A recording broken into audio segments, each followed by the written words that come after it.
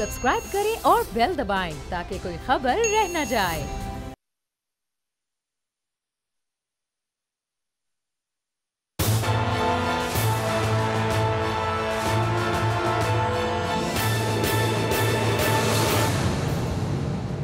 अस्सलाम वालेकुम। प्रोग्राम तज्जिया में हूं लीना इलियास और आज इस प्रोग्राम में हमेशा की तरह मेरे साथ मौजूद हैं समी इब्राहिम साहब। स्टूडियो में मेरे साथ मौजूद हैं एशियन न्यूज़ के ग्रुप एडिटर राना ताहिर साहब। इसके अलावा इस्लामाबाद के ब्यूरो चीफ गुलाम मुर्तज़ा साहब भी हमारे साथ मौजूद हैं। यकीनी सी बात है DGISPR ने जो आज प्रेस कॉन्फ्रेंस की है, मीडिया ब्रीफिंग बल्कि जो थी, उस हवाले से हम ज़रूर बात करेंगे। और इसके साथ साथ जो डस्का का इलेक्शन हुआ है वहाँ पर जो भी चीज़ें हुई हैं, बड़ा अफसोसनाक वाक़या है लोगों का इस तरीके से मर जाना, और ये सियासत हो रही है, क्या हो रहा है, कुछ इस हवाले से बात करेंगे। और जो इस वक्त सेनेट के इलेक्शंस को लेकर पॉलिटिक्स हो रही है उसको भी शामिल गुफ्तगू करेंगे। जी समी साहब, कहाँ से आगाज़ करेंगे आप? DGISPR की प्रेस कॉन्फ्रेंस, मीडिया टॉक से, या किसी और बात से? देखिए अलीना, आज इम्पोर्टेंट ये डेवलपमेंट है। DGISPR की बात करते हैं और मैं अभी थोड़ी देर में स्टूडियो में आपके साथ हूँगा। तो फिर अभी आज हमारी एयर चीफ जो है इस वक्त पाकिस्तान की फ़िज़ाइया के सरबराह, उनसे भी एक मुलाकात हुई है जिसमें उन्होंने बहुत इम्पोर्टेंट बातें बताई हैं। जो फरवरी में इंडिया ने पाकिस्तान पर मुहिम जो करने की कोशिश की थी उसके हवाले से, और जिस बहादुरी से पाकिस्तान की फोर्सेस ने उसका मुकाबला किया, और बहुत सारे जो मिसपरसेप्शन थे कि अभिनंदन को रिस्पॉन्स किस तरह दिया गया, वो सारी बातें मैं आपके साथ शेयर करूँगा। लेकिन सबसे पहले जो DGISPR की जो एक प्रेस कॉन्फ्रेंस थी, DGISPR की प्रेस कॉन्फ्रेंस बहुत अहम थी, और ये तसलसल में उनकी प्रेस कॉन्फ्रेंसेस हैं, उनमें आपस में कंटिन्यूशन है। पिछली दफा जो प्रेस कॉन्फ्रेंस, जो मीडिया टॉक थी उनकी एक टेलीविजन के साथ, उस वक्त अपोजिशन की तरफ से ये परसेप्शन था कि जी बड़ी कोई गुफ्तगू हो रही है बिहाइंड द सीन, और राब्ते हो रहे हैं, और बस अब बिल्कुल पता नहीं क्या कुछ होने वाला है। तो उस पर आके उन्होंने ये बात कतई तौर पर उन्होंने कहा था गलत है कि कोई बैकडोर हो रहे हैं, फौज को पॉलिटिक्स में मत ड्रैग करें, और अगर किसी के पास कोई मुलाकातों का, राब्तों का सबूत है तो वो आप दें। तो मरियम नवाज साहबा ने राब्तों का तो कोई सबूत नहीं दिया, लेकिन उन्होंने अपने तौर पर आके ये कह अपनी तरफ से ये कहा कि जी शायद DGISPR को पता ही नहीं होगा यहाँ पर बात होती है, जो कि इंतहाई एक तज़हीक आमेज़ लहजा था उनका, लेकिन उनके पास कुछ सबूत नहीं थे। अब उसके बाद जब ये यूसुफ रज़ा गिलानी को बनाया गया वहाँ पर उम्मीदवार, तो साथ ही ये बात शुरू कर दी गई कि जी बस अब वो जीत जाएंगे, फिर वो सेनेट के चेयरमैन बनेंगे। पाकिस्तान की फौज और पाकिस्तान की सिविल क़यादत के दरमियान इख्तलाफात पैदा हो गए हैं, इस तरह का ये परसेप्शन था। तो आज एक सवाल के जवाब में जो DGISPR है उन्होंने जो बात कही वो बड़ी अहम थी। उन्होंने जो सिविल हुकूमत के जो इक़दामात हैं उस पर मुकम्मल इत्मीनान का इजहार किया। पैन के हवाले से सवाल था कि उसमें फौज ने तो वो जो उसके जो नुकात थे अपना उन्होंने किरदार अदा कर दिया, जिम्मेदारी पूरी कर दी, लेकिन शायद अभी सिविल हुकूमत ने बहुत सारा काम नहीं किया। तो जिस पर DGISPR ने विदाउट मिंसिंग वर्ड्स ये कहा कि काम हो रहा है, बड़ी अच्छी स्पीड से हो रहा है, और हम मुतमईन हैं बहुत जल्द वो काम हो जाएगा। और इस तरह उन्होंने इत्मीनान का इजहार किया कि जो मामला को दुरुस्त करने के लिए हुकूमत कर रही है। तो ये जो एक इनडायरेक्टली उन्होंने इस प्रोपेगेंडे का भी जवाब दे दिया कि पाकिस्तान की फौज और जो पाकिस्तान की सिविल जो अस्करी क़यादत है इस तरह की भी दूरी नहीं, और वो सेम पेज पर है और मिलकर काम कर रहे हैं। दूसरा एक बड़ा अहम सवाल था, सोशल मीडिया पर बड़ी स्पेकुलेशन हो रही है DGISI के हवाले से। तो एक सवाल किया मोहम्मद इमरान, दुनिया न्यूज़ के एक बड़े सीनियर रिपोर्टर हैं उन्होंने, तो जिसका जवाब इंतहाई खूबसूरती से बहुत ही प्रोफेशनल अंदाज में दिया DGISPR। उनका ये कहना था कि जो सीनियर लेवल पर जो पोस्टिंग्स होती हैं वो टेन्योर पोस्टिंग्स होती हैं, और DGISI का जो टेन्योर है वो 2 साल का होता है। तो अब हम सबको पता है कि वो अप्रैल 2019 में उनकी तैनाती हुई थी, और अप्रैल 2021 में उनका टाइम खत्म हो जाएगा। तो उसके बाद वो अगर उनका जो टेन्योर है वो खत्म हो जाएगा, तो अगर वो किसी और जगह पे रिस्पॉन्सिबिलिटी भी संभाल सकते हैं, यहाँ पर भी वो कंटिन्यू कर सकते हैं। तो इंतहाई खूबसूरती से उन्होंने इस बात का जवाब दिया, बिल्कुल वाज़ेह थी ये जवाब कि ये टेन्योर पोस्टिंग है। तो उन्होंने हाइब्रिड वॉरफेयर के हवाले से भी बात की, और पाकिस्तान कोई आइसोलेशन में नहीं है, पाकिस्तान इस हवाले से किसी कमजोरी का शिकार नहीं है।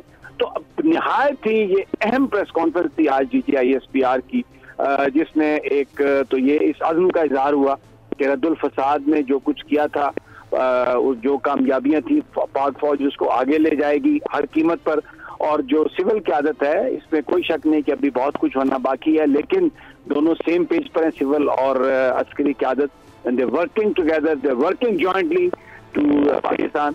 और बहुत ही आज ये इंतहाई प्रोफेशनल अंदाज में उन्होंने रद्दुल फसाद का, फौज की जो प्रोफेशनल एंगेजमेंट है उनका भी जिक्र किया, लेकिन इसके साथ साथ एक सवाल के जवाब में उन्होंने जो इस वक्त सियासत हो रही है उस सियासत का भी इंतहाई अहसन तरीके से जवाब दिया। जी राना साहब, आप इस पर क्या कहेंगे? तो समी साहब कहते हैं, आप इत्तेफाक करते हैं इस बात से? जी देखें अलीना, समी साहब ने जो बात की, ये बात तो आज DG ISPR major general Babar Iftikhar साहब ने अपनी प्रेस कॉन्फ्रेंस में वाजे कर दी कि सिविल हुकूमत और अफवाज पाकिस्तान जो हैं वो एक ही पेज पर हैं। और इस सिलसिले में ख़ास तौर पे आप देखें, ये उन लोगों के लिए एक वाज़े पैगाम है जो एक मनफी प्रोपेगेंडा कर रहे हैं। ख़ास तौर पे मरीम नवाज़ साहिबा और उनकी पार्टी के लीडर जिस किस्म का गलत तासर देने की कोशिश कर रहे हैं, आज की इस प्रेस कॉन्फ्रेंस से उन तमाम बातों का असर जो है वो ज़ायल हो जाता है। बात यह है कि DG ISPR ने बताया कि army chief general Qamar Javed Bajwa साहब की क़यादत में ये जो 4 साल पहले रद्दुल फसाद ऑपरेशन शुरू किया गया था, इसके नतीजे में पाकिस्तान में दहशत गर्दी के वाक़यात जो हैं उनमें नुमायाँ कमी हुई है। ख़ास तौर पे उन्होंने कराची में अमन व अमान के हवाले से भी बात की कि वहाँ अमन व अमान की सूरत हाल काफ़ी बेहतर हुई है। तो ये देखें, मरीम नवाज़ साहिबा और उनकी पार्टी के लीडर जो हैं वो हर तरफ से मायूस होने के बाद अब मुख्तलिफ़ किस्म के शोशों और क्यासराइयों का सहारा लेकर सियासत करने की कोशिश कर रहे हैं। वो समी साहब ने बिल्कुल सही बात की कि यूसुफ रज़ा गिलानी साहब को सेनेट का उम्मीदवार बनाया आसफ जरदारी साहब ने, और फिर PDM की जमातों से भी उसकी तईद कराई, और उसके बाद एक खामखा का तासर देने की कोशिश की गई कि पता नहीं यूसुफ रज़ा गिलानी को किसकी हमायत हासिल है। तो ये इस तरह की बातें करके आवाम में अपनी साख को बरकरार रखने की या बेहतर करने की कोशिश कर रहे हैं, लेकिन इससे अपोजिशन को हासिल कुछ नहीं होगा। अच्छा, अब गुलाम मोहम्मद साहब मैं आपकी तरफ आऊँगी। जो मरीम नवाज़ साहबा ने बात की थी DG ISPR के हवाले से, कि उन्होंने ये बात की थी कि उनकी पर्सनालिटी बहुत अच्छी है, वो बहुत अच्छे इंसान है और पॉलिटिक्स से दूर रहते हैं, और ये जो इस तरह की बातें होती हैं ये बड़े लेवल पर बातें होती हैं। तो वो इस डिनाइल में नहीं जा रही हैं कि जो DG ISPR ने बात की है वो गलत बात की है, लेकिन वो ये भी कह रही हैं कि जो बातें होती हैं वो बड़े लेवल पर बातें होती हैं। तो थोड़ा इस हवाले से रोशनी डालिएगा। देखिए, अगर पाकिस्तान की अफवाज को पॉलिटिक्स में खींचने के लिए इस तरह की बातें की जाती हैं, या वो मरीम नवाज़ साहबा की तरफ से की जाएँ या किसी और की तरफ से की जाएँ, या बार बार वज़ीर-ए-आज़म ये बात करें कि हम आपस में एक हैं, मुशावरत से बातचीत चल रही है, किसी भी तरह से पाकिस्तान की मुसल्लह अफवाज को ड्रैग नहीं किया जा सकता पॉलिटिक्स में। वो बेशक इमरान खान हो, वो नवाज शरीफ हो, वो मरीम नवाज़ साहबा हो। जहाँ तक एक रोल की बात है, एक स्ट्रेटजिक अदारे की हैसियत से उनका रोल पाकिस्तान की कौमी सलामती के हवाले से मुसलमा है, और जहाँ पे ज़रूरत पड़ती है मुशावरत भी होती है। लेकिन ये भी पाकिस्तान तहरीक इंसाफ भी इस चीज़ को पोर्ट्रे कर रही है कि हम आर्मी हैं और आर्मी हमारे साथ है और हम ये हैं, हम वो, ये भी इस तरह से मुनासिब नहीं है। किसी भी गवर्नमेंट, किसी भी सियासी जमात को, मैं पाकिस्तान पीपल्स पार्टी हो, पाकिस्तान मुस्लिम लीग नवाज़ हो, तहरीक इंसाफ हो, सबकी पाक फौज सबकी फ़ौज है, पाकिस्तान की फ़ौज सबकी फ़ौज है, वो कौम की फ़ौज है। तो कोई भी जब ये इस तरह की बातें करेंगे कि हमने फ़लाँ जगह ये कर लिया था, हमने फ़लाँ जगह ये कर लिया था, हम एक साथ चल रहे हैं, हमारे साथ हैं, हमारी मुईशत को वो देख रहे हैं। समटाइम इनके अपने लोग वज़ीर जो हैं बातें करते हैं कि हमारी सारी जो हर तरह की पॉलिटिक्स है उसमें वो किरदार अदा करते हैं, इनके अपने वजीर, वो उनको भी पता है कि कौन लोग क्या बातें करते हैं। लेकिन DG ISPR ने आज जो प्रेस कॉन्फ्रेंस की है उनमें बहुत से सवालात किए गए, और उस प्रेस कॉन्फ्रेंस से जो मुझे एक तासुर आ रहा था वो ये आ रहा था, जिसका समी साहब ने भी इशारा किया कि बेसिकली जो सिविल गवर्नमेंट है और जो इदारे हैं वो एक पेज पर हैं और वो मुल्क को लेकर आगे चल रहे हैं, और बहुत ज़्यादा एक्टिव है हमारी जो गवर्नमेंट है इन सारे इशूज़ में। देखिए, गवर्नमेंट जब भी बनती है अवाम बनाते हैं, सबसे बड़ी बात। उसके बाद ये है कि मुसल्लह अफवाज जो हैं जहाँ पे स्ट्रेटजिकली उनकी हेल्प मुआवनत चाहिए होती है, वो हर तरह की मुआवनत करते हैं। कोरोना में देख लें, सैलाबों में देख लें, जंग में देख लें, अमन में देख लें, जहाँ पे आप देखेंगे आपको वो अपना किरदार अदा करते हुए नजर आएंगे। किसी को ये कहना कि वो हमारे साथ हैं, वो पाकिस्तान के साथ हैं, वो सियासी पार्टियां, सारी सियासी पार्टियां ये कहते हैं कि जी इनकी बड़ा अमल दखल, अगर वो कहते भी हैं तो व्हाट्स रॉन्ग इन। बात ये है, देखिए मेरी गुजारिश सुने, बात ये है कि पाकिस्तान में एक आइन के तहत हुकूमत बनी, बिल्कुल, और अफवाज पाकिस्तान जो भी हुकूमत होती है, हुकूमत वक्त, उसके अहकामात पर अमल करती हैं। बिल्कुल, इसमें कोई दूसरी राय नहीं है। मातहत है वो। जब नवाज शरीफ साहब की हुकूमत थी, उन्होंने अफवाज पाकिस्तान को यहाँ पार्लियामेंट हाउस में तैनात किया, तो वो आए यहाँ पर। तो ये कहना कि अब जाहिर है अगर इमरान खान की हुकूमत है तो इमरान खान साहब की हुकूमत जो है वो ही इस वक्त मुल्क में हुक्मरान है ना। तो इसमें नवाज शरीफ साहब या मरियम नवाज साहबा जिस तरीके से अफवाज पाकिस्तान को सियासत में खींचने की बात करते हैं। नहीं, मरियम नवाज साहबा तो अब ये कह रही है ना कि महंगाई बहुत ज्यादा हो गई है, मुल्क में इंस्टेबिलिटी आ रही है, गवर्नमेंट जो है वो गवर्न नहीं कर पा रही है, तो देखना चाहिए इस चीज़ को। नहीं, देखें, मरियम नवाज साहबा जो है ना, वो कोई इतनी भी उनको ये न समझ नहीं है कि उनको अमूर ममलिकत का नहीं पता। वो प्राइम मिनिस्टर हाउस में बैठकर साजिशें करती रही हैं अफवाज पाकिस्तान के खिलाफ। DGISPR की प्रेस कॉन्फ्रेंस का एक एक लफ्ज़ जो होता है, वो प्रेस रिलीज की शक्ल में हो, प्रेस कॉन्फ्रेंस में हो, वो अफवाज पाकिस्तान की तरफ से होता है, वो पाक फौज के सरबरा की तरफ से होता है। तो इस किस्म का तासर, जो मनफी तासर मरियम साहबा देने की कोशिश कर रही हैं, वो नहायत गुमराह कुन है। ठीक है जी, मुर्तज़ा भाई। देखें, जो इस वक्त अभी बात ये चल रही है, इसके ऊपर तो कोई दो राय है ही नहीं है। मैंने ये अर्ज़ किया है कि स्पेसिफिकली आप ना लेके जाएं पाकिस्तान मुस्लिम नवाज को, पाकिस्तान पीपल्स पार्टी को या दीगर जमातों को। पाकिस्तान तहरीक इंसाफ के अपने लोग जो ये बातें करने का तासुर दे रहे हैं कि हम क्या कर रहे हैं, जो कर रहे हैं वही कर रहे हैं, जब इस तरह की वो बातें करते हैं तो इनको भी रोकना चाहिए इस बात के ऊपर कि आप क्यों अपना मलबा जो है, अगर आप में गवर्नेंस नहीं थी, आप काम नहीं कर सके, आपने डिलीवरी नहीं दे सके आप, तो आप उधर क्यों मलबा डाल रहे हैं। आप खुद जिम्मेदारी उठाएं अपने कंधों पे कि हाँ जी, हम में ये फॉल्ट थे, हम गवर्नमेंट नहीं समझ सके, हम गवर्नेंस नहीं चला सके, हम गुर्बत महंगाई कम नहीं कर सके, हमारे पास टीम नहीं है, तो वो सारी चीज़ें उठा के पिंडी फेंक देते हैं। मुर्तज़ा साहब की बेसिकली जो उन्होंने सारे काम शाम किए थे, वो सारे काम खराब थे। अब उनसे तो ये हैंडल नहीं हो रही, इसका तो टाइम लगेगा। इतने साल उन्होंने सियासत किया, पीपल्स पार्टी ने और नून लीग ने, अब हमें थोड़ा वक्त दें चीज़ों के लिए। फिर ऊपर से कोविड भी आ गया। वो अपनी जगह पे चीज़ें मौजूद हैं, कोविड की भी और बाकी चीज़ें भी जो हैं वो अपनी जगह पे मौजूद हैं। लेकिन आप ये देखें कि गवर्नेंस का जो आलम है, क्या जुल्फी बुखारी को उन्होंने कहा था कि आप लगा लें, क्या फैसल वाडा को उन्होंने कहा था कि आप अपने साथ रखें, यानी कि वो ये ताक़ीद देती है गवर्नमेंट के। हाँ, तो वो सारे फैसले तो खान साहब खुद करते हैं। मेरा कहने का मकसद कतन किसी पार्टी के हवाले से नहीं, मैं तो सिंपल ये बात करता हूँ कि कोई भी सियासी जमात है, अच्छा। उसको पाक अफवाज को अपने साथ जॉइंट इस तरह से मुलायन नहीं करना चाहिए कि जी वो हमारे साथ हैं, वो हमारे साथ नहीं है। जो ये कहता है कि हमारे साथ नहीं है, हमारे खिलाफ है, वो भी गलत यानी कह रहे हैं। आप ऑपोजिशन वाले भी एक बात करें और गवर्नमेंट वाले भी एक ही बात करें, लेकिन ऑपोजिशन को ज्यादा रियासत पाकिस्तान की बात है, वो तो पाकिस्तान के साथ हैं। Over to you sir. नहीं, देखिए, ये जो बहस है ना, ये जो मुर्तज़ा बात कर रहे हैं, ये कोई बात है कि वो जी फौज ने आइन के तहत अपनी जो इलेक्टेड गवर्नमेंट है उसी के साथ होना है और वो उसी के साथ काम कर रही हैं। और ये जो मिस गवर्नेंस की बात है, आप ज़रा आ जाएं, मेरिट पे चीज़ें गिन लें, पाकिस्तान की इकोनॉमी के हवाले से, पाकिस्तान की अचीवमेंट्स के हवाले से आप देख लें।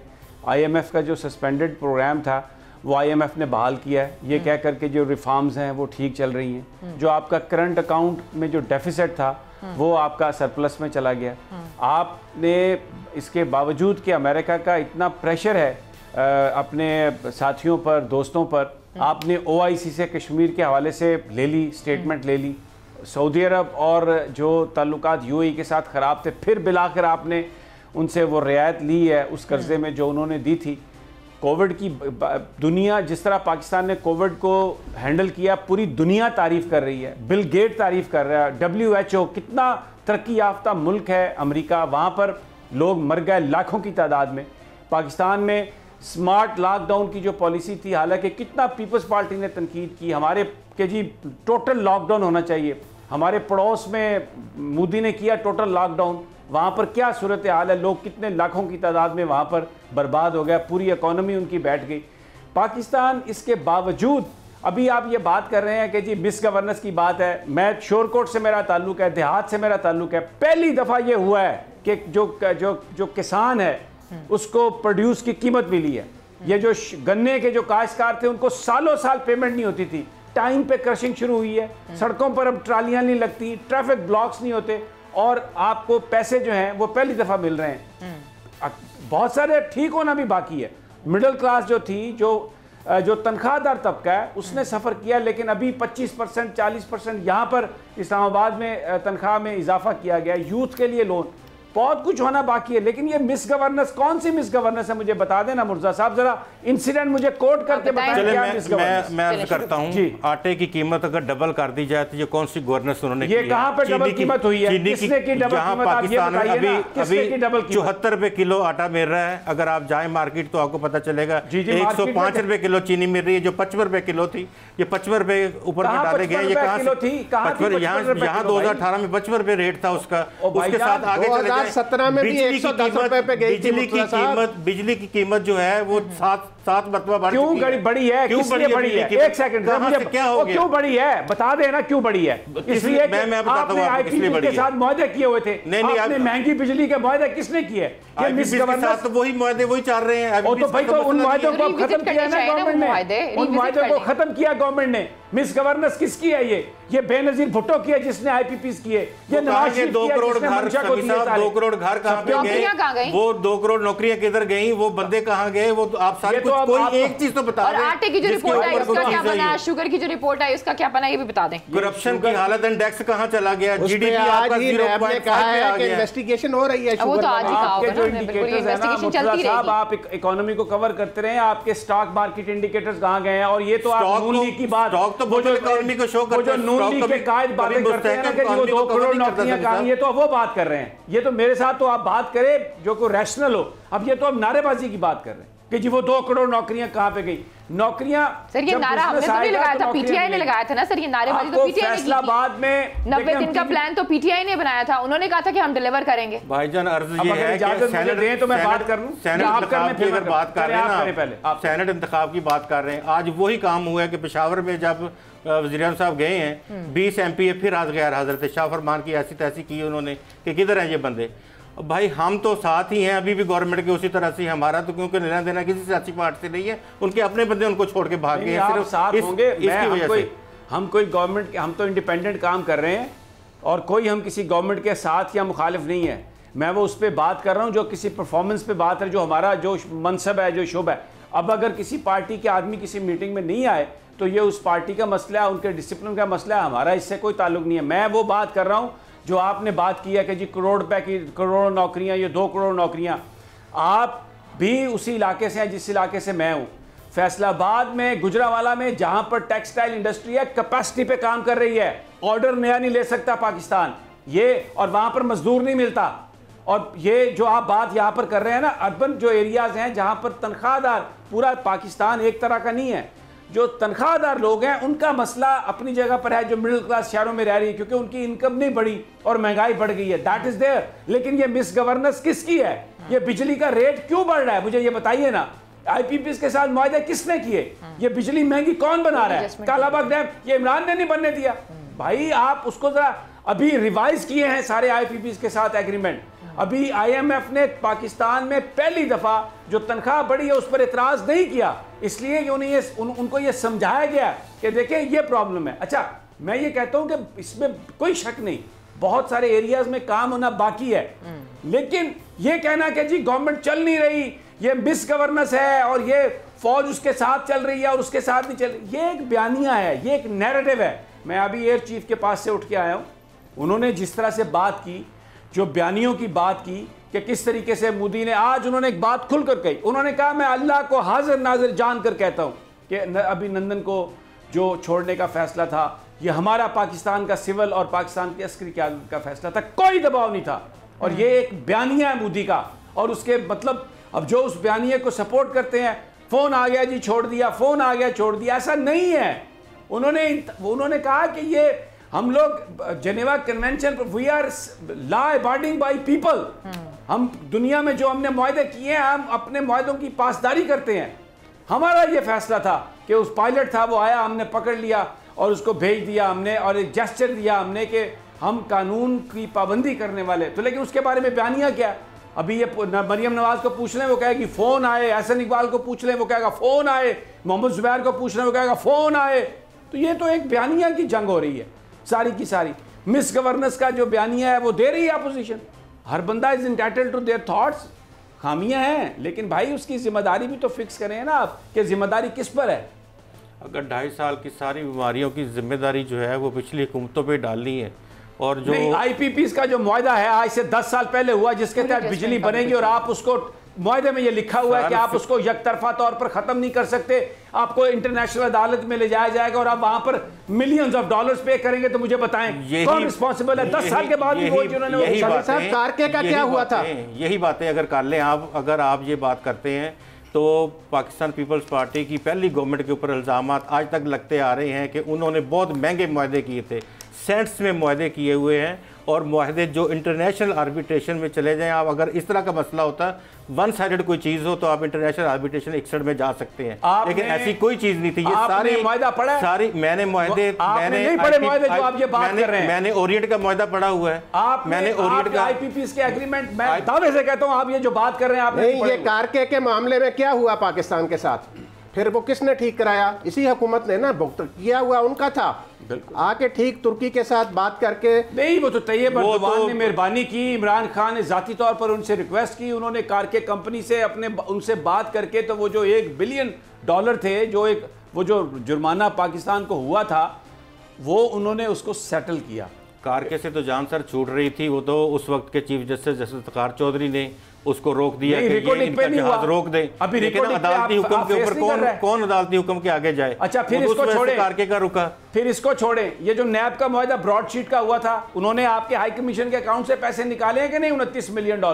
भाई जो आपने मुआहदे तो अगर आप उसके ऊपर जाते हैं तो फिर आपको जाना पड़ेगा साबिक सदर मुशर्रफ साहब के दौर में, तो वो चलेंगे और उसके बाद से लेके आज तक अगर आप ब्रॉडशीट को खोलेंगे, यकीन माने कोई बंदा बात करने के लिए नहीं आएगा ब्रॉडशीट के ऊपर, क्योंकि ब्रॉडशीट में जो चीज़ें आ रही हैं, जो उसमें सारे बातें, जिन लोगों के पैसे और जिन लोगों के लेटर्स जहाँ दिए गए थे, कैसे केसेस बंद हुए, वो किस तरह से बंद हुए, वो खुलने चाहिए सारे, तो वो अब नहीं खुलेंगे। मैं आपको बता रहा हूं कि नहीं खुलेंगे, कोई भी नहीं खुलेगा। समी अपना मुर्तज़ा साहब देखें, ब्रॉडशीट के मामले की बिल्कुल एक मुकम्मल इन्वेस्टिगेशन होनी चाहिए। वो समी साहब ने बात ही की है कि जो भी अगर जनरल मुशर्रफ के दौर में जिम्मेदार हैं तो उनको भी पकड़े। कौन कह रहा है कि ना पकड़े? जिसने भी पाकिस्तान का नुकसान किया, इमरान को तो नहीं कह सकते ना, उसकी जिम्मेदारी इमरान खान की तो नहीं है, मिस गवर्नेंस की। वो तो नहीं था गवर्नमेंट में जिन्होंने ये मुआहदे किए, जो अब कौम के मामू बन के आ गए हैं, चाचे मामे तक। बेनजीर ये पूछे ना मरियम नवाज अपने बाप से कि क्यों ये मुआहदे किए,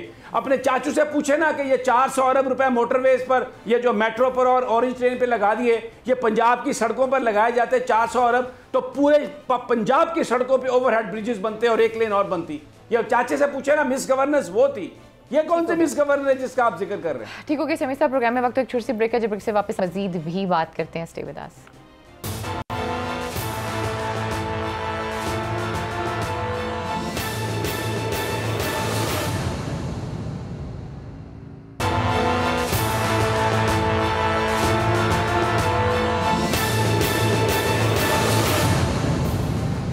वेलकम बैक नाज़रीन, तो फिर आपको खुशामदीद कहते हैं। जी समी साहब।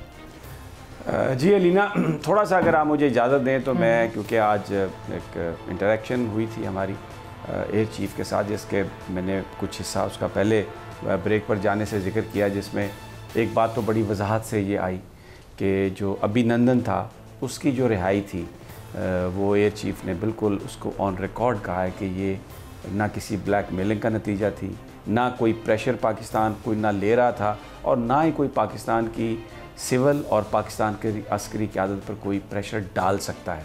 ये फ़ैसला उनका अपना था, बल्कि उनका तो ये कहना था कि हमने तो ये कोशिश की कि उसको, उन्होंने कहा कि मैंने ख़ुद ज़ाती तौर पर ये फ़ोन पर बात की थी और ये कहा था कि उसका जो ट्रीटमेंट हम उसे दें जिस वक्त वो हिरासत में है, तो वो बिल्कुल जनेवा कन्वेंशन के ऐन मुताबिक होना चाहिए। हम एक ऐसी कौम है जो कानून पर बिलीव करती है, और क्योंकि वो एग्रेसर हैं और हमलावर के साथ हमने वो जो करने आया था वो हमने उसे करने नहीं दिया और पकड़ के उनके हवाले कर दिया। फिर उन्होंने ये जो एक मिसपरसेप्शन है, क्योंकि पाकिस्तान की बदकिस्मती ये है अलीना कि जो दिफाई मामलात हैं उस पर भी पॉलिटिक्स हो रही है। हमारी जो फोर्सेस हैं जो इंतहाई मेहनत से अपने खून का नजराना देकर पाकिस्तान की जो हिफाजत कर रही हैं, उनको भी पॉलिटिक्स में वो ड्रैग कर लिया जाता है। उन्होंने ये बात बताई कि जो टारगेट थे, जो टारगेट चुने गए रिस्पांस के लिए, जिस वक्त 26 की रात को उन्होंने वो बॉम्ब गिराए, तो वो उसमें सिविल मिलिट्री क़यादत जो थी उसने वो मिलकर सब तय किया, लेकिन उसकी जो एग्जीक्यूशन थी वो पाकिस्तान एयरफोर्स के पास थी। और ये भी बात उन्होंने कही कि एक टारगेट जो वहाँ पर लॉक किया गया था भारतीय एरिया में, उसमें जो उस वक्त इल्म नहीं था कि वहाँ पर भारत के फ़ौज के सरबराह हैं, उस वक्त इल्म नहीं था, लेकिन बाद में इस बात का पता चला, एक्सक्यूज़ मी, और वो उन्होंने कहा कि हमने बिल्कुल ये तय किया हुआ था कि कॉन्सिक्वेंसेस कुछ भी हों, पाकिस्तान की जो सिक्योरिटी है उस पर किसी तरह का हरफ नहीं आने दिया जाएगा।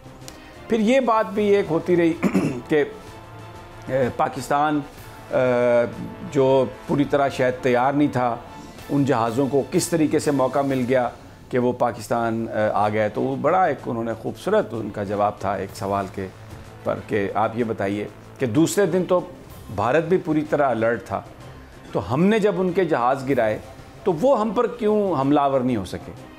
तो वो कह ये रहे थे कि बेसिकली पूरी तरह पाकिस्तान की जो एयर फोर्स है वो पाकिस्तान की हिफाजत के लिए तैयार थी, और उस रात जो कुछ हुआ हम ये समझते हैं कि वो बिल्कुल अफरा तफरी के आलम में एक जगह पर आके तो लोड गिरा के भाग गए, सिर्फ इसीलिए कि पाकिस्तान की फ़िज़ाइया ने उन्हें अंदर आने की हिम्मत नहीं करने दी, उनका रास्ता रोका। और इस तरीके से पाकिस्तान की जो जहाज़ थे, जो एयर फोर्स थी, वो इस तरीके से अलर्ट थी कि मौका नहीं मिल सका भारत को कि वो आके कोई इस तरह की मुहिम जोई करता। बाकी ये जो मोदी की बात है कि हमने घुस के मारा, वो सब एक बयानिए की बात है।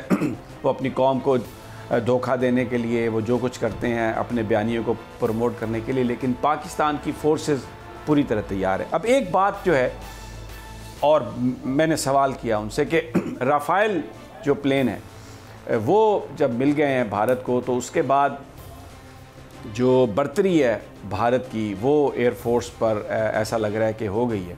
तो उन्होंने कहा कि ये बिल्कुल आपकी बात ठीक है कि इसके पाकिस्तान एयरफोर्स को नए चैलेंजेस आए हैं, उनकी एक लिहाज से थोड़ा उनको एज हो गया है, लेकिन जो पाकिस्तान अपनी हिकमत अमली के साथ आगे जा रहा है, जिस तरीके से पाकिस्तान ने मुख्तलिफ जो रडार्स हैं और जो मुख्तलिफ फायरिंग कैपेबिलिटी है उसमें जिस तरीके से एडवांस किया है, तो उससे हम उन चैलेंजेस का मुकाबला कर सकते हैं। एक और अच्छी बात अलीना जो मैं बड़े फ़ख्र से पूरी कौम को आज बताना चाहता हूँ, जो एयर चीफ ने बताई, उन्होंने कहा कि जो टारगेट लॉक किए थे और जो मिसाइल दागे थे और जिन्होंने जाके अपने टारगेट को इंतहाई प्रिसीजन से बिल्कुल राइटली हिट किया, वो इंडिजिनस पाकिस्तान ने खुद बनाए थे। उसका जो सारा फ्लाइट सिस्टम था, जो कुछ भी था, वो पाकिस्तान का अपना तैयार करता था।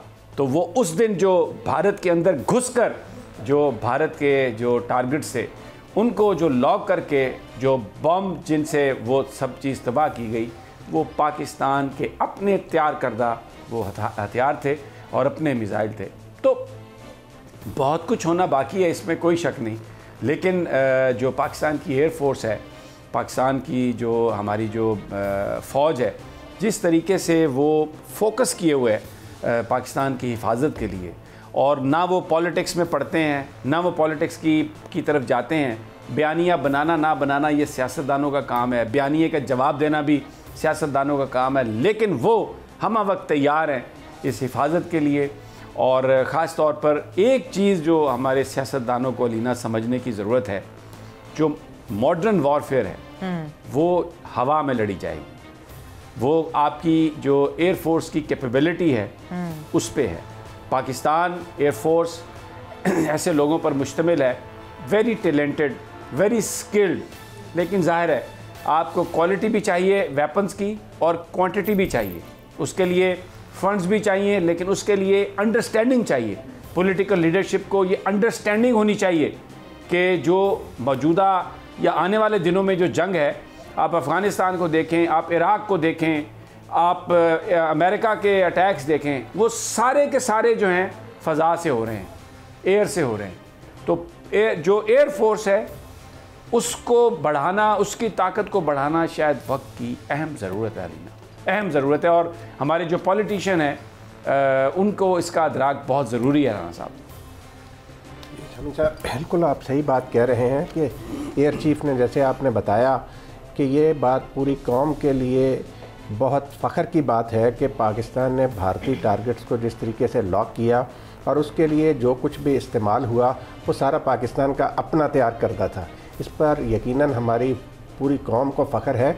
और देखें जिस तरीके से जवाब दिया पाकिस्तान की एयर फोर्स ने, और जिस तरीके उसके बाद भारत को जैसे सांप सूंघ गया कि उनका तैयारे गिराए, उनका पायलट गिरफ्तार किया, उसके बाद भारत को क्यों जुर्रत नहीं हुई? ये पाकिस्तान की फ़ज़ाइया की जवाबमर्दी है जिसकी वजह से भारत को ये जुर्रत नहीं हुई कि दोबारा पाकिस्तान की तरफ मैली आंख से देखता। अच्छा, एक और बात, एक बड़ा अलीना, एक बड़ा सवाल ये था कि जो हमारे हीरोज़ थे जिन्होंने अभिनंदन के जहाज़ को गिराया था, उनकी जो फतह थी वो फौरी तौर पर क्यों नहीं सेलिब्रेट की गई? क्योंकि 23 मार्च आया तो तब क्यों नहीं हुई? तो उन्होंने जो जवाब दिया, उन्होंने कहा कि देखिए उस वक्त हम जंग में थे और हम ये बिल्कुल नहीं चाहते थे कि कोई इस तरह का, क्योंकि फिर आपको पता है ना, एजाज़ लेने के लिए भी एक रेस शुरू हो जाती है कि बहुत सारे कहीं पे भी टारगेट आया तो आप उसको अटैक कर देते हैं। तो वो कह रहे थे कि क्योंकि हम कोई जंगी जनूनी नहीं है, हम एक अपने जो हमारे जो बहादुर हैं हम उनको एक्नॉलेज करते हैं, अपनी मर्ज़ी से अपने टाइम पर एक्नॉलेज करते हैं। हम किसी तरह का भी कोई ऐसा जेस्चर नहीं देना चाहते थे जिससे कोई जज्बात में आकर कोई इस तरह का काम ना करे जिसके कंसिक्वेंसेस ज़्यादा हों। असल जो बात थी कि पाकिस्तान की फ़ौज ने रिस्पांस भी दिया, एयर फोर्स ने रिस्पांस दिया, लेकिन इसके साथ साथ एस्केलेशन नहीं हुई टेंशन में। उन्होंने भारत को उसकी औकात दिखाई, लेकिन पूरी इस खित्ते को जंग की आग में नहीं झोंका उन्होंने। ये कमाल था, इतना कैलकुलेटेड सारा कुछ था और कोई भी चीज़ डिलेड नहीं थी। टाइम भी अपना था रिस्पांस का, टारगेट भी अपने थे रिस्पांस के, जो मटेरियल इस्तेमाल हुआ वो भी इंडिजिनस था और अपनी मर्ज़ी से अपने हीरोज़ को सेलिब्रेट किया। और अभी भी पूरी तरह पाकिस्तान की हिफाजत के लिए जान देने के लिए तैयार है। आपने बात की कि आपकी जब उनसे बात हुई तो उन्होंने कहा कि आने वाला जो दौर होगा मॉडर्न वॉरफेयर जो होगी वो हवा में होगी। हाँ। आपको भी अंदाज़ा है, हम इस हवाले से प्रोग्राम भी कर चुके हुए हैं कि जो डिफेंस बजट था, जिस तरीके से कटा जो मुल्क के हालात थे वो हमारे सामने है। तो ये किस तरीके से हम इन सारे इशूज़ को, जिसको आपने हाईलाइट किया और जो एयर मार्शल साहब ने हाईलाइट किया, कुछ किस तरीके से हम इनको, देखिए मैं आपको बताऊं, एयर मार्शल साहब की जो हमारे साथ गुफ्तगू थी ना, वो कोई इसलिए नहीं थी कि उन्हें को फंडिंग चाहिए। यकीन करें, वो कह रहे थे हम तो हमारा तो इससे ताल्लुक ही नहीं है।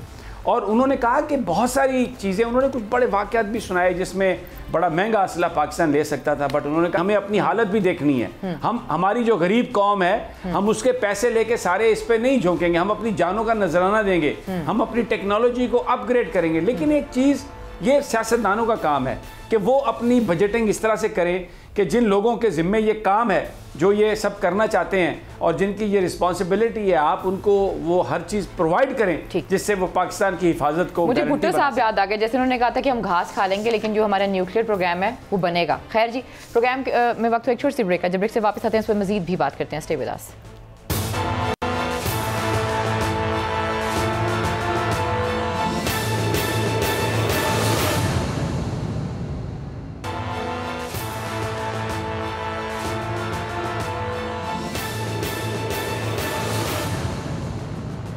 वेलकम बैक नाज़रीन, तो फिर आपको खुशामदीद कहते हैं। अच्छा समी साहब, ये जो घास खाने वाली हालत है वो तो हमारे पॉलिटिशियन की नहीं है, हमारे इदारों के लिए और हमारी रियासत के लिए, लेकिन ये 50 करोड़ सेनेट के इलेक्शंस के लिए आ जाते हैं इनके पास। अच्छा, थोड़ा सा आपने फ़र्क कर दिया, ये घूस खाने की आदत इन्हें है। ये घास तो नहीं खाते लेकिन घूस से खा लेते हैं और इतने बड़ी बड़ी जायदादें बनाई। इससे पहले कि मैं अपने इन इंतहाई मुकद्दस और ईमानदार सियासतदानों का जिक्र करूँ, एक और सवाल हुआ था आज जनाब मुजाहिद अनवर साहब से, जो पाकिस्तान के एयर चीफ। बीबीसी ने एक स्टोरी की जिसमें उन्होंने कहा कि अली सिद्दपारा जो हीरो पाकिस्तान का, और जो K2 सर करते हुए वहाँ पहाड़ों में उसकी बर्फ़ों में कहीं खो गया अपने साथियों के हमरा, उसकी जो तलाश थी उसके लिए पैसे चार्ज किए गए। तो ये सवाल किया गया कि पाकिस्तान एयर फोर्स, क्योंकि बड़ी मोहब्बत से जिक्र किया अली सिद्दपारा का जनाब एयर चीफ ने, और उसमें उन्होंने कहा कि हमने बहुत कोशिश की, जितनी हम कोशिश कर सकते थे उनको ढूंढने की, नहीं ढूंढ सके। बड़ा मलाल है, पाकिस्तान का वो हीरो था। तो सवाल ये हुआ कि वो BBC ने स्टोरी की है कि जनाब वहाँ पे तो $3200 पर नाइट और पता नहीं कितने वो पैसे उसकी सर्च के लिए ले गए हैं। तो उन्होंने कहा ऑन रिकॉर्ड बड़ी वजाहत से कि जनाब पाकिस्तान एयरफोर्स ने किसी तरह की भी कोई पेमेंट ना ली है, ना हमने कभी ली है और ना कभी लेंगे। ये सब कुछ हम पाकिस्तान के लिए करते हैं, पाकिस्तान की मोहब्बत के लिए करते हैं, और इसलिए अगर कहीं से ये स्टोरी आई है तो ये कतई तौर पे गलत है। तो मुझे लगता है कि वही जो एक बयानिया पाकिस्तान की फ़ौज को बदनाम करने का जो BBC ने ये स्टोरी की है, जिसमें ये कहा है कि जनाब $3200 दिए जाते हैं और ये और वो, कतई तौर पे गलत है। ये ब्रिटिश मीडिया BBC को मैं कहना चाहता हूँ कि आपकी स्टोरी बिल्कुल गलत है, आप इस स्टोरी को विड्रॉ करें, आप माफ़ी मांगे पाकिस्तान की एयरफोर्स से कि आपने ये खबर की है, इस तरह की दिल दुखाए हैं आपने पाकिस्तानियों के। इसलिए कि पाकिस्तान के जो एयर चीफ हैं वो कहते हैं कि सवाल ही पैदा नहीं होता, हम तो पाकिस्तान के लिए खून देने वाले हैं, हम तो अपनी हर शय पाकिस्तानियों के लिए कुर्बान करने वाले हैं। ये कैसे मुमकिन है कि हम अगर किसी पाकिस्तानी को ढूंढें तो पाकिस्तानियों से उसके पैसे चार्ज करें? कतई तौर पे ऐसा ना है, ना होगा और ना कभी ऐसा हुआ। तो ये इसकी मैं वजाहत बड़ी ज़रूरी समझता था कि वो कर दूँ। दूसरा, अब आपने सियासतदानों का जिक्र किया है तो आप देखें परसेप्शन किस तरह से बनाते हैं। सारा दिन ये खबरें चलती रहीं, जहांगीर तरीन से यूसुफ रज़ा गिलानी साहब की मुलाकात हो गई। इधर लोग बैठ के हमें ये भी कहते रहे कि जनाब हमें तो उसने खुद यूसुफ रज़ा गिलानी ने बताया कि मेरी मुलाकात हुई है। किसी ने कहा जी हमें जहांगीर तरीन साहब ने बताया कि मुलाकात हुई है। दोनों ने इसकी तरदीद की। देखिए ये पॉलिटिक्स में अनफॉर्चुनेटली मुनाफकत और झूठ बहुत आ गई है और उसमें ये परसेप्शन बनाने की बात है। अब ये एक परसेप्शन है ना, नैरेटिव है। जैसे मोदी ने कहा कि हमने पाकिस्तान में घुस के मारा, वो जो 2 जहाज़ उनके चंद फुट अंदर आ गए पाकिस्तान के और एक कव्वा मार के और 2 दरख्त गिरा के चले गया, तो उसने कहा जी हमने घुस के मारा, एक बयानिया बनाने के लिए।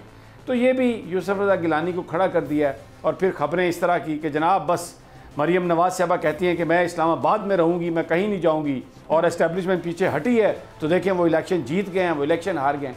ये सब झूठ पर मबनी एक प्रोपेगेंडा है जिसका मकसद सिर्फ लोगों को कंफ्यूज करना है। और असल जो मसला है, बात यह है कि जो आज पाकिस्तान के अंदर महंगाई है, जो बिजली के मुआहदे हुए, जो दूसरे मुआहदे हुए, जिनके नतीजे में पाकिस्तानी एक्सचेकर पर, पाकिस्तानी ख़जाने पर बोझ है, दबाव है, वो किसने किए? और मुझे ये बताइए, अगर आज पुलिस की रिफॉर्म्स नहीं हुई, 80 की दिहाई में, 90 की दिहाई में क्रिमिनल्स आपने पुलिस में भर्ती कर लिए और वो थानों में जूते मारते हैं, वो एक ऑर्डर से हट जाएंगे? अब IGs को कहा है चीफ जस्टिस ने कि इनकी पुलिस वालों की डिग्रियां चेक करो, कौन कौन भर्ती हो गया। ये पूरा निज़ाम बर्बाद किया गया, ख़राब किया गया। हर जिस जगह पर आप जाके देखें, क्या ये जो माजी की जो तहरीकें हुई, इफ्तिखार चौधरी साहब ने अदलिया बहाली तहरीक चलाई, उसके नतीजे में वकला एक ग्रुप और जत्थों की सूरत में आए, कितने उन्होंने हमले किए, कितना जो कुछ होता है, जो वाक़यात हैं, क्या इसकी रोकथाम 1 साल में, 1 दिन में, 4 दिनों में मुमकिन है? वही लोग पैसे की बुनियाद पर इलेक्शन जीत के आते हैं। अब पैसा रोकने के लिए सुप्रीम कोर्ट गया इमरान खान, तो कहते हैं जी कि तुम्हारे लोग भाग जाएंगे इसलिए तुम गए हो। ट्रांसपेरेंसी की जो बात करे उसी की बात को मोड़ के उसके मुंह में मारते हैं, साथ गाली निकालते हैं। ये पाकिस्तान की पॉलिटिक्स रह गई है और यही मीडिया परसेप्शन बनाता है और इसी तरह के बयानिए लेके जाता है। तो अवाम को तो कंफ्यूज कर दिया इन्होंने, और जो कोई सच हक की बात की कोशिश करता है उसके साथ यही सलूक करते हैं जो हो रहा है। अच्छा समीर साहब, ये जो 10 का इलेक्शन हुआ है इसके ऊपर क्या कहेंगे आप? क्योंकि देखिए इस पे जो रिपोर्ट, जो कल फैसला होगा, मैं आपको बता देता हूँ। जो रिपोर्ट आई है 23 को, उन्होंने पहले ऐलान कर दिया कि हमारा बंदा जीत गया है। इलेक्शन कमीशन का उनको एटलीस्ट इंतजार तो करना चाहिए ना। चलें, वो ऐलान कर दिया उन्होंने, अनऑफिशियल दोनों ने क्लेम कर लिया। बात यह है कि जो अभी तक रिपोर्ट पेश हुई है ना, मैं आपको बता देता हूँ, कल दोनों मेंबरान को बुलाया, लेकिन जो 23 या 20 हल्के हैं ना, उसमें जो रिपोर्ट आई है उसमें वो ये कहते हैं कि जी घपला हुआ है। तो 22 या 23 हलकों में रीपोलिंग का इम्कान बहुत ज़्यादा है। नून लीग तो ये कह रही है कि सारे हलके में पोलिंग होनी चाहिए, लेकिन मुझे ये लगता है कि 20 या 23 हलकों में रीपोलिंग का फैसला आ जाएगा। इलेक्शन कमीशन ये वहाँ पर वो चीज़ें हो चुकी हैं। अब हम नहीं जाते कि ये सब कुछ क्यों हुआ। मैं तो पहले दिन से कह रहा हूँ कि जब आप सियासी बुनियादों पर इलेक्शन कमीशन में तैनातियाँ करेंगे तो जो मेंबर जिस सूबे से होगा वो वही गेम प्ले करेगा जिससे उसकी पार्टी को फ़ायदा मिलेगा। ये तरीका ही गलत है। आपको कैरियर ब्यूरोक्रेट्स और ईमानदार अच्छी शोहरत वाले लोग लगाने चाहिए जिनका किसी जमात से कोई ताल्लुक ना हो। अगर आप ताल्लुक वाले लोगों को लगाएंगे तो यही होगा। अब ये डस्के का इलेक्शन 23 हलकों में या रीपोलिंग होगी या हो सकता है पूरे हलके में रीपोलिंग भी हो सकती है। मैं इसको कोई ये नहीं समझता कि वो कोई नामुमकिनात में से है। मुर्तज़ा, आपका क्या ख्याल है? जी बिल्कुल, आपकी बात दुरुस्त है कि अगर नून लीग का या PDM का बयानिया जो है वो अगर मान लिया जाए तो इलेक्शन कमीशन ऑफ पाकिस्तान पूरे हलके में भी उसकी पोलिंग का कह सकता है, लेकिन जो मार्शी एरिया है वो वही इस हलके हैं और इन्हीं 22-23 पोलिंग स्टेशंस के ऊपर जो मार्जिन है वोटिंग का वो तकरीबन 90% प्लस है। तो बाकी जो हर पूरे हलके में जो हुआ है तमाम पोलिंग स्टेशंस पे वो 35 से 40 तक की उसकी रेशियो है। तो इस एतबार से फिर दूसरी जो रिपोर्ट्स आई हैं, जो कुछ बयानात आए हैं, वीडियो मैसेजेस आए हैं रिटर्निंग ऑफिसर्स के और ROs जो वहाँ पे थे और उनके साथ साथ जो वहाँ पोलिंग इंचार्ज थे उनके मुताबिक जो अभी तक की वो है कि इसमें डेफिनेटली ये मार्शी एरिया जो है वो रीपोलिंग के लिए इसके कल 11-12 बजे तक ऑर्डर इंशाल्लाह इलेक्शन कमीशन ऑफ पाकिस्तान से आ जाएगा। लेकिन वही बात है कि दोनों तरफ से ऐसे लोग वहाँ पे खड़े किए गए हैं जो बंदूक के ज़ोर पे वोट ले रहे थे और वहाँ पे दोनों तरफ से बंदूकों का पुरजोर इस्तेमाल हुआ है, जो बड़ी अफसोसनाक और जो दूसरी अफसोसनाक बात है ना, टाइम ख़त्म हो गया है कि जो हलीम आदिल शेख के साथ इन्होंने किया है कराची की जेल में, यानी जो प्राइवेटली जो हमने लोगों से बात की है वो ये बताते हैं कि कुछ 40-50 क्रिमिनल जो थे जेल के, उन्होंने हलीम आदिल शेख पर हमला किया और उसको बुरे तरीके से मारा पीटा। ये भी ख्याल नहीं किया कि वो एक अच्छी खासी उम्र का आदमी है, बीमार है और तशद्दुद। देखें, आसिफ ज़रदारी पर ख़ुद जेल में तशद्दुद हुआ था। मैं ये सोच भी नहीं सकता कि पीपल्स पार्टी इस तरह का काम करेगी, लेकिन अनफॉर्चुनेटली जो वहाँ से इत्तलात हैं सरकारी तौर पर तो पीपल्स पार्टी इस बात को तस्लीम नहीं करती, ना ही सिंध गवर्नमेंट, लेकिन जो कुछ इन्फॉर्मेशन रखने वाले लोग हैं वो ये बताते हैं कि 40 से 50 क्रिमिनल थे जेल के अंदर जिन्होंने हलीम आदिल शेख पर हमला किया और उनकी राना साहब पूरे तरीके से ठुकाई की। हमेशा आप सही कह रहे हैं, और ये कोई पीपल्स पार्टी के वर्कर नहीं थे, नहीं क्रिमिनल्स थे, ये क्रिमिनल जिनको कहा गया कि इसको मारो। और ये आप सही कह रहे हैं कि 13 साल होने को है आसिफ जरदारी की हुकूमत सिंध में, उन्हें जमहूरियत का नाम भी लेते हैं। ये कौन सी जमहूरियत है? उन्होंने देखें, उन्होंने इसमें और ख़ुद उन्होंने तशद्दुद भुगता, उनकी ज़बान काट दी गई थी, आपको पता है। तो मैं तो ये तसव्वुर भी नहीं कर सकता कि वो इस तरह की उन्होंने मतलब उनके इल्म में ये चीज़ हो और वो करें। उनको चाहिए कि इसकी इन्वेस्टिगेशन कराएं। कर रहे हैं। जब उन्हें हॉस्पिटल शिफ्ट किया गया ना तो बड़े मुस्कुराते हुए और हंसते हुए जा रहे थे। पता नहीं अब 40-50 लोगों की मार खाने के बाद बंदा हंसता मुस्कुराता है या रोता है। मुर्तज़ा साहब, तो ये हकीकत फुटेज है, मैं तो फुटेज देख के बात कर रहा हूँ। बात ये है, ये हकीकत है कि उन पे अभी मेडिकल रिपोर्ट भी आ गई है कि उन पर तशद्दुद हुआ है। तशद्दुद मेडिकल रिपोर्ट ये कह रही है। इस मुल्क में नवाज शरीफ साहब की मेडिकल रिपोर्ट आ गई थी कि वो बड़े बीमार है और इमरान खान साहब मान गए, तो ऐसी मेडिकल रिपोर्ट आती रहती है। ये बात आप इसको ना इस तरह मजाक से नहीं देखिए, ये मजाक की बात नहीं, ये बड़ी संजीदा बात है। वो वर्कर पीपल्स पार्टी का हो या नून लीग का या PTI का, तशद्दुद किसी भी सूरत नाकाबिले बर्दाश्त है। तशद्दुद को सपोर्ट नहीं किया जा सकता। मिनिस्टर खैर जी, आज और डस्का में भी जो बंदे मरे हैं, जीते कोई भी, वो मरने वाला वायरस है। अपना बहुत ख्याल रखिए, अल्लाह ने के मान।